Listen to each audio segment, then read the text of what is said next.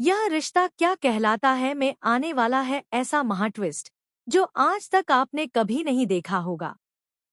Show की कहानी अब उस मोड़ पर पहुंच चुकी है जहां एक नहीं बल्कि कई तूफान एक साथ टकराने वाले हैं।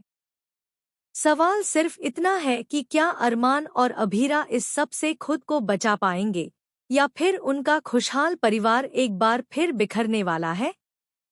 सबसे पहले बात करते हैं मनीषा की, जिसे आखिरकार अपनी सबसे बड़ी गलती का एहसास हो चुका है। मनीषा समझ चुकी है कि उसने अभीरा पर शक करके बहुत बड़ा अपराध कर दिया।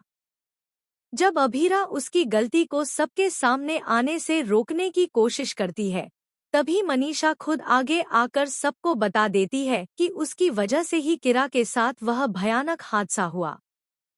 अगर उसने लोकेशन बदलने का फैसला न लिया होता तो उसकी बेटी कियारा को कभी इस दर्द से नहीं गुजरना पड़ता।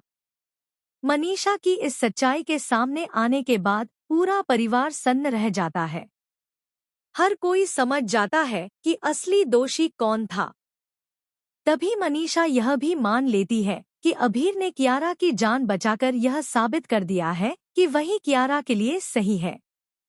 इसी के साथ मनीषा यह भी स्वीकार कर लेती है कि अभीर और कियारा को एक दूसरे से अलग करने की उसकी सोच गलत थी। इसी बीच कियारा को होश आ जाता है और वह सबके सामने शादी के लिए हाँ कह देती है। घर में अचानक खुशी का माहौल बन जाता है। पोदार परिवार में ढोलनगाड़ों के साथ शादी की तैयारियां शुरू हो जाती हैं। अरमान और अभीरा को लगता है कि अब उनकी जिंदगी में सब कुछ सही हो गया है।